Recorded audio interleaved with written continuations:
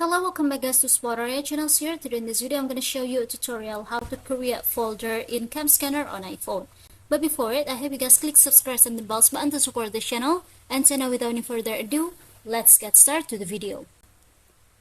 Well guys, firstly of course just go ahead to this camscanner applications, and if you want to create some folders here, just tap on this files option at the bottom, and after we'll find out here the option which is create folder. So if you want to create it, you just have to tap on it like this, and firstly just go ahead to this folder options, and now just rename it for the folders that you want to use. For example, here I'm gonna name it as a secret. If it is done, you just have to tap on this create button. Now, as you can see in this page, in this secret folder on your camscanner, you can import the photo, the video from your device, or you can scan some document and etc. So yeah guys, I think it's enough from me. Thank you for watching this video. Don't forget to leave your like and comments below, and I'll see you soon on the next one.